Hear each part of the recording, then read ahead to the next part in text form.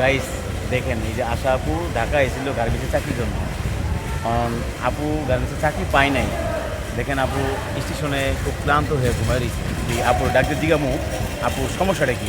এই আশাপু, এই আশাপু, এই আপু, আপনি স্টেশনে ঘুমাইতেছেন কেন আপু?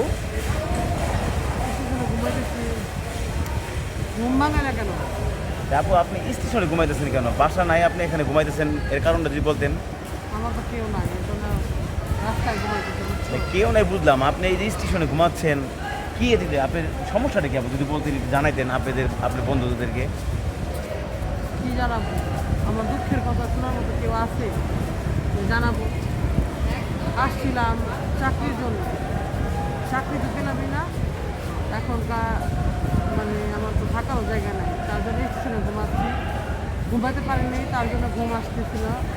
গাইস দেখেন, দেখেছেন? মানে একজন নারী কতটা অসহায় হইলে তার সন্তানের জন্য সে ঢাকায় এসে চাকরি করার জন্য সে চাকরি পাচ্ছে না।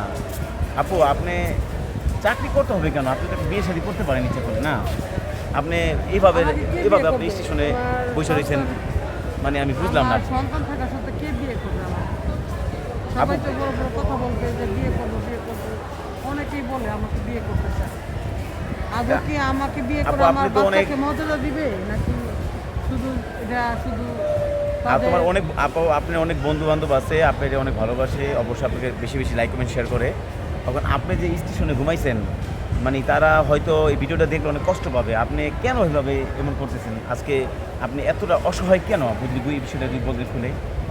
স্বামী নামের বেইমানটা পালায় থেকে গেলে তার সন্তান নিয়ে যে তার কতটা কষ্ট হয় একমাত্র সেই নারী জানে। গাইজ দেখেন, আর মানে বলতে চাই না, অনেক আমাদের মতো অনেক মেয়েরাই এইভাবে কষ্ট দুঃখ করে পড়ে আছে।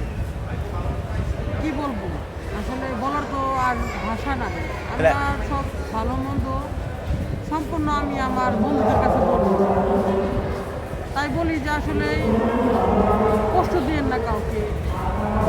মেয়েরা সবসময় সমাজের বোঝা, কিন্তু বোঝা মনে করেন না। ইসলাম তাদেরকে অনেক মূল্যায়ন করতে বলছে, ইসলাম অনেক মূল্যায়ন করতে বলছে। তাহলে আপু, আপনি যে এই অসহায়ভাবে স্টেশনে বসে আছেন, আপনি কি কখনো কোনো পুরুষে বিশ্বাস করেন না?